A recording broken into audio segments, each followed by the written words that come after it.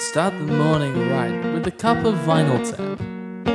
Nothing beats the refreshing taste of a hot, warm mug of Vinyl Tap. Enjoy your podcast in liquid form today. Vinyl Tap. Enjoy responsibly. 2, 1. Vinyl Tap. I'm Tim. I'm Tim. I'm Tim. Today we listen to Rise Against's album Appeal to Reason. That's the one. Yep.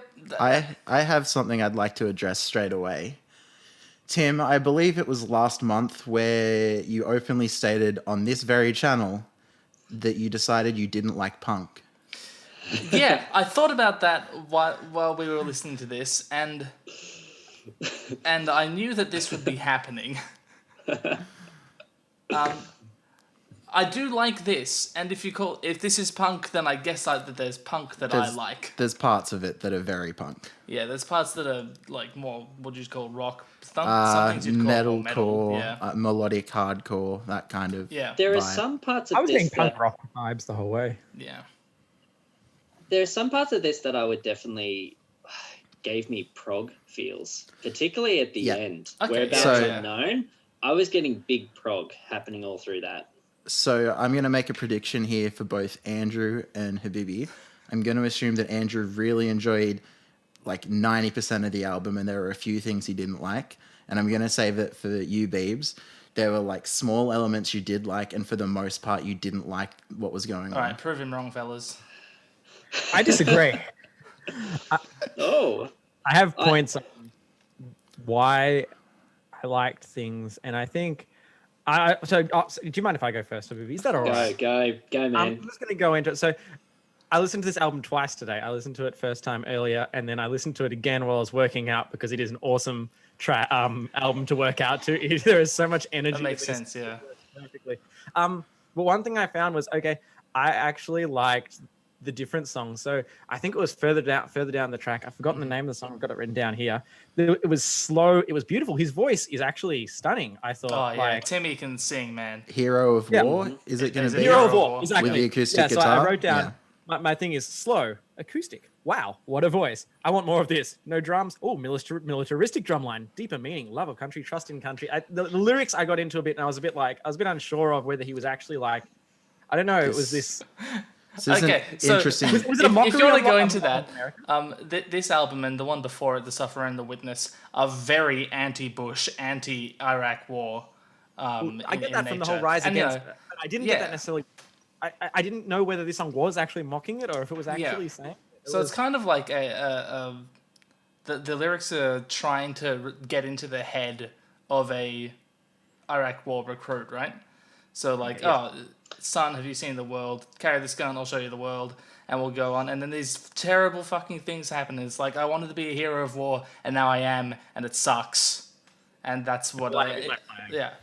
It's weird that we started here because this is like the complete opposite to most of the album tonally, but also it's such a nice change. And for this song, it was really cool to like the fact that it was mostly acoustic guitar really like emphasized the vocal and what he was saying. Like it made me concentrate on the lyrics as opposed to any other song was just like the melody was and the hooks were more important than the lyrics. So it was a really nice change. And then also they did a really good job of like slow building the song up to. I absolutely agree. Yeah, they did a really good job my- of slow building.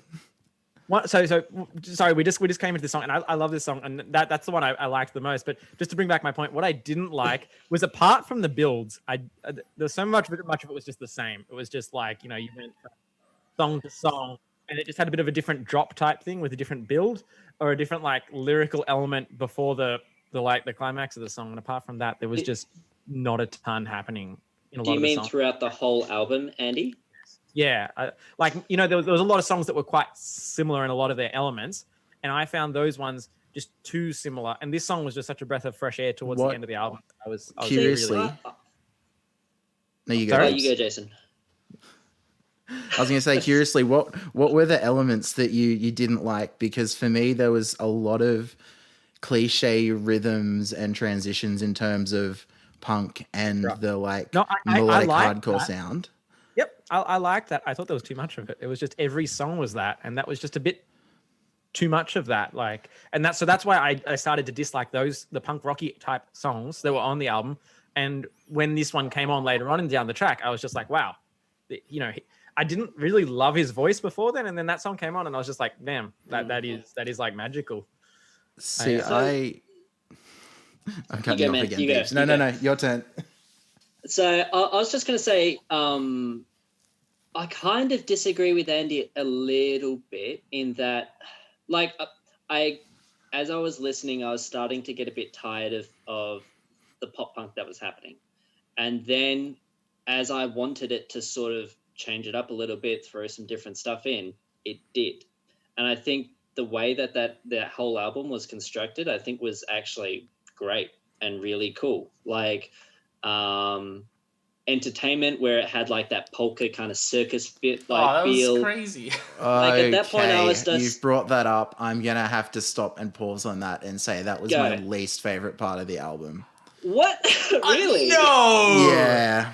No. Yeah, that song was such a like perpetual motion kind of song, like built on the energy and the drive it had, and then out of nowhere it just tore it down and was like, here's this what could be a really cool, interesting breakdown in the middle of the completely wrong song for it. See, I think Mega it actually no. fit really, really well because the song itself had like, it had this really cool driving energy. It was kind of pumping, and honestly, if they'd have just followed the formula that they had created throughout the rest of the album, where they just sort of, you know, keep going back to A, B, A with a bridge in the middle, like it would have fallen flat for me. But at that point, they just changed it up and they just left it there.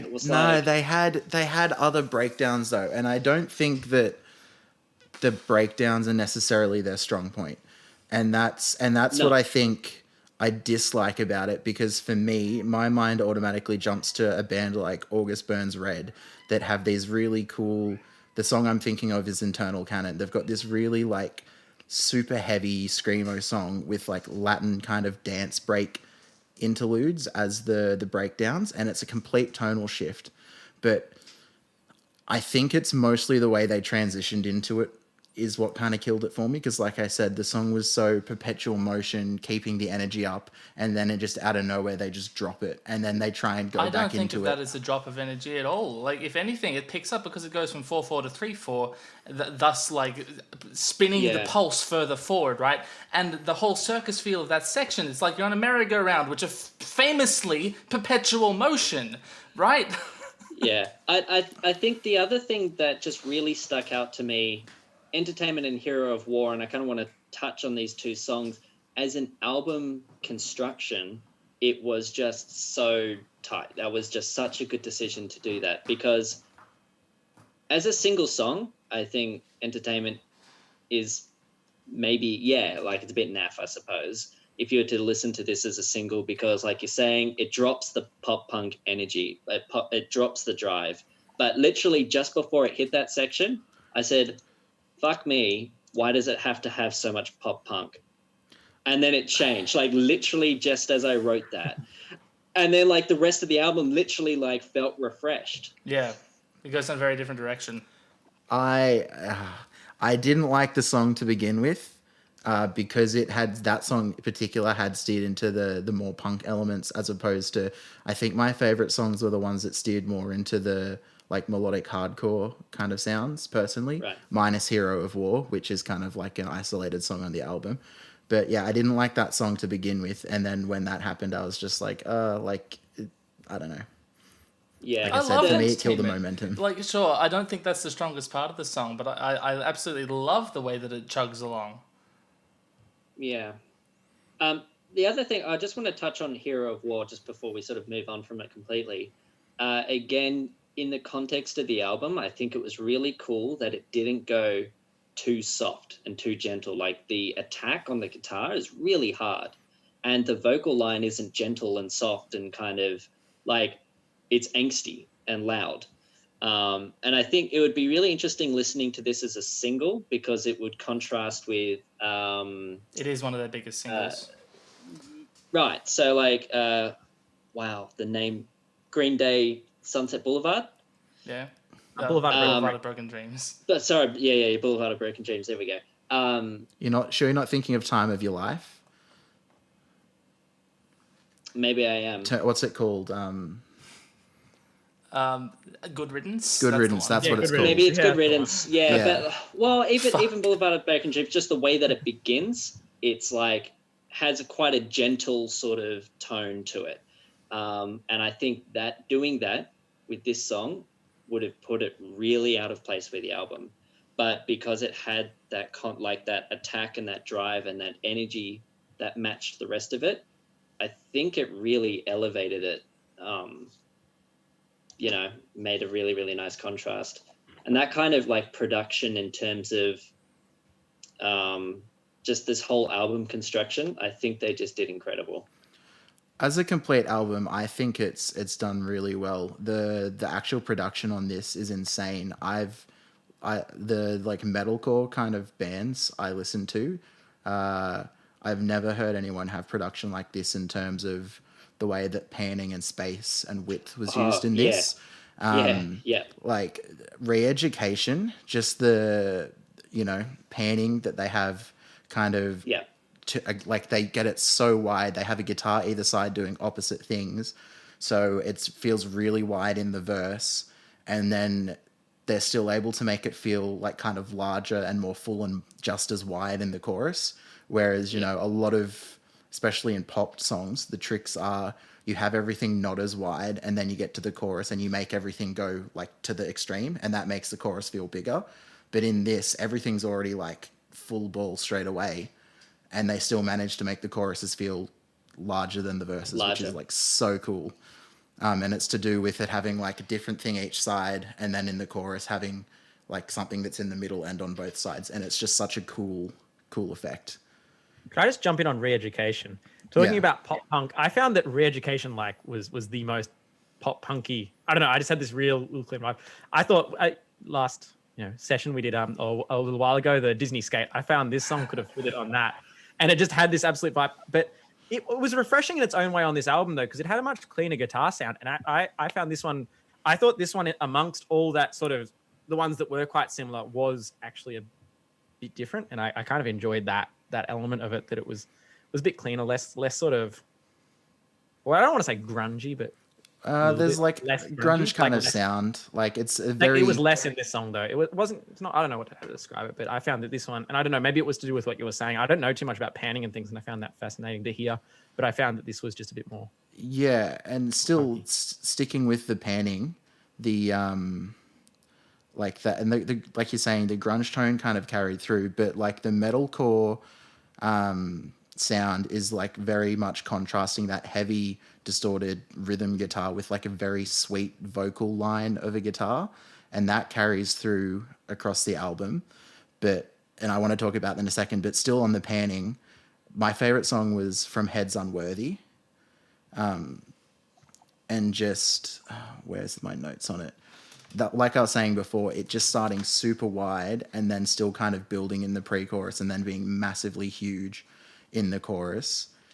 When I first heard that, I was just like, this is crazy that it can be so wide to begin with and then not feel like the chorus isn't bigger. Yeah. There was some really cool... I actually didn't really catch what was going on until the end of Audience of One. And then I went back and kind of listened to a few songs and heard this getting used all throughout. They had they put delay on the guitar, just makes the sound bigger. But all throughout this, the delay would, the guitar would be on the left, for example, and then the delay happens in the right. And then sometimes they would ping pong it back. So you'd hear it. It would start there in the delay and then travel between. It's so cool. It was, and then when you hear that in the full mix, it did exactly what you're saying, Jason. It creates this huge full feeling because it's echoing everywhere. I just thought that the way that they used kind of delay and used that with the panning super, super cool. Yeah, I personally, I think the production for me is what makes the album for me, because there's a lot of cliche like metalcore stuff going on. There's a lot of cliche punk stuff. There's not too much. Compositionally, it doesn't add too much Yeah, to the table. I was I gonna think say. lyrically, it says there's a lot to look into there, but on a production level, I think that might be where you're getting. I didn't really most catch much value. of the lyrics. It's Yeah, not neither something did I I. really heard too much of. I heard it really strongly in Hero of War. I found that. Okay, I have a point about this. So, Hero of War, right? I think that one of the reasons that it's an acoustic song that doesn't really build beyond that. I mean, it does build, but it doesn't, become that hard chorus that I knew Jason was waiting for. I think the reason they did that was so that you could hear what he was saying, right? Because through a lot of the songs, there's so much fucking going on. There's so much noise, and it's like I can't hear exactly what Timmy is screaming at me. But in Hero of War, I hear the story that he's telling me, and I think that's probably because it's the most important part of that song, right? Whereas with a bunch of songs, it's not probably the most important thing going on. Right. I 100% agree, because you are right. I was expecting something bigger from the build, but the more the song went on, the more I got, okay, I get why they're not going into... Yeah. And it still didn't... And I still think it did deliver on that, because the words change in a meaningful way that it's like, oh, I see what's going on here. Yeah, I was going to say, it delivered more than I would have expected from the amount it gave. I was expecting something a little bit more bassy. Like, Sorry I for feel... going back to that song over and over. No, that's all right. I feel like, I mean, it's a standout song on the album. Yeah. I feel like they, in the build, they kind of underutilized bass when the moment came. Like, I feel the bass could have been a bit punchier, but other than that, like the marching beat kind of caught me way off guard, and I was like, that's amazing. Like, that was such a cool use of I that. really Brilliant like that effects. as well. Yeah. That added so much to that song. It just made it. I don't know. I got really I know that it's saying that it's anti-Bush. Now, I really find that interesting, but it played into it then really well. It was like this rousing. It could have been almost a song being it's like it's a rallying song against the war. Yeah, but it played against that so well, and it was like, wow. It sounded like it's almost a country song, like in that sense. I want to try. So bouncing off the bass a little bit, when you mentioned that, I think the bass annoyed me throughout the whole album, actually. There are a couple of moments where I was sort of happy with it, but for me, I think it was in Re-Education where I noticed it and then I couldn't throw it off, was that there's like a bass breakdown where it's just like the bass just kind of like chugging along by itself. And it's such a reedy tone is the best way to put it. It doesn't have like a good depth to it. And I get why, because like it has a really sharp attack. And when you're there with this full on thick texture, like there's no room for nice tone. But there are just moments when that kind of reedy, like almost nasally tone just ruined a song for me. It just ruined the moments, and I hated it. I really wanted just a little bit more warmth in there, because I think it could have, I don't know, feel it like it literally just give the song more warmth is the best way to put it. Like instead of it kind of being this constant attack and like harsh treble kind of stabbing into your eardrums, a bit of warmth could have just eased it in. Maybe I'm alone there. No, I think I'd agree with you. Yeah. I can see what you're saying, but I think it's very stylistic, and I think this is one of those elements that I kind of assumed you would not like. Yeah, but it's interesting because they're such good musicians. They had the ability to kind of. This is why I sort of thought it was a bit prog, because there are moments where the bass actually is perfect. And out of interest, in entertainment, what did you think of the bass? Because I love the bass at the intro to Entertainment. I'm with you, man. you picked up that you didn't like that part, but I thought that was just like that hooked me straight away. I was like, damn. I didn't have any issue with tones or rhythms in that song. It was more that it was just like up until the breakdown, it was such a like nothing cliche kind of here's all these tropes again, like rhythmically and melodically. It wasn't like, oh wow, this is interesting for this genre. And then the part that was interesting, I think, clashed with what was going on for me. So like it wasn't, I didn't like it to begin with, and then there was the clash. So I tonally, I think the instruments were fine. I think they were very suited to what they were doing in that song. So vocal question here is what's happening is the vocal line being harmonized a fifth below. Are there like vocal power chords going on? A fifth? I don't think I heard many fifths throughout the album. I heard a shit ton of thirds. Are they thirds? I don't know what they are, but the vocal layering is a very, again, like metalcore kind of thing, Yeah, especially where you've got metalcore is very based around like just not taking one hook and making that into a song, but throwing as many hooks into a song as what you can.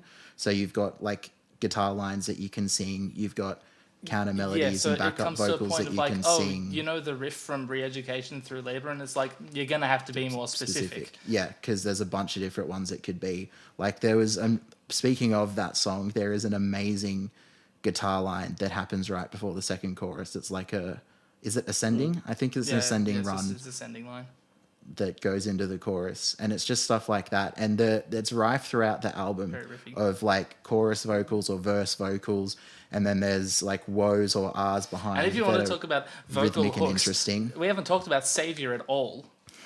At the end of that chorus, whoa, whoa. That's exactly what I'm talking about. Stuck in your head for years. There's like, the main line going over, but there's woes happening.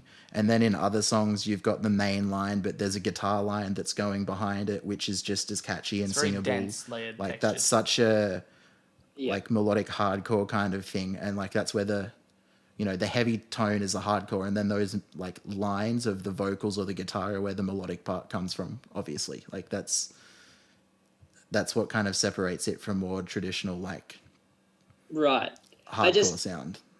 The reason I bring it up was because. And like I really noticed this in Whereabouts Unknown.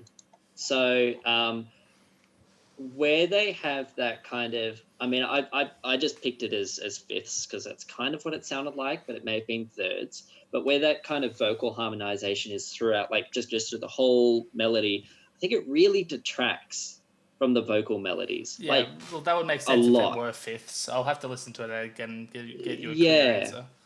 Like it just, for me, most of these vocal melodies were kind of lackluster. And it, like, they were energizing and it was great. Like I actually enjoyed this quite a lot, to be honest. I thought I kind of went into it. My memory of listening to this album was I hated it, but I actually didn't mind it this time. But the change, like the growth. The growth. The vocal tone, though, is still just not getting me. And then the first verse in Whereabouts Unknown, the vocal line wasn't harmonized right until the end of the phrase. And it just gives it this huge fucking kick of, like, energy and epicness. And just, like, actually hearing kind of for the first time throughout the album what the vocal line sounds like without harmonization through the whole way, I just wish they had done that for the rest of the album, because that would have been so cool. So you're saying there's too much harmonization? Yeah, because they use it so much. Like I get it's a trope for what it is, but they use it so much it loses any effect. It just kind of just becomes a tone, and it's like I don't know. On that thought, though, I think that's kind of true of all the tropes across the album. I think they lean on them a bit heavy in general, because by the end of the album, I was like, I haven't, minus the few like Hero of War and Savior, but after that, the next two, I was kind of like, we've heard this kind of thing before. You know, it No, felt a I bit definitely could have heard a couple more. I could have heard that like about 80 more times. Yeah, I think Oh, they... we'll listen to their next album. Does anyone else have any songs or points they want to bring up that we haven't like naturally gotten to? I'd like to unnaturally bring up Post-Amerika. Well, Collapse is the actual name of the song. Post-Amerika is in parentheses. first song? Yeah, the it's first one. song. I think it's a great opener for the album. I think it's pretty good. I don't think it was a standout song for me. It was exciting, not knowing what I was going into, but... Why do you think it would stand out? Okay, so earlier Andrew talked about how energetic this thing is to work out to, right? And I totally see that. Not that If you want to, can I say this comment that I wrote under this? Because I went back and added this while I was working out, and I just wrote, worked really well to exercise to. This song was just perfect for it. This was... And there's that bit where they're shouting, men, and it's like, it's just it preps you for what's about to happen, right? It's a good way to open an album. Don't hate me. Right. No, It really captures what you're about to hear. It kind of took me to early AFI. Because of the bass and the breakdown of the bass? Yeah, just heavy drums, energetic, just melodic hooks, and it just hits you. And that's kind of, I don't know, that's like early AFI. I like that. And I think like you're right, Tim. It just kind of, it just hits you, and it's like, yep, this is what you're going to listen to. Here we go, baby. Here's the next. The way that minutes. transitioned, I think it actually the transition as well. Again, that production value just, it's perfect. It's such a good transition, and it just doesn't let up from there. Click above to find out what else we've talked about in this theme. Click above to see other things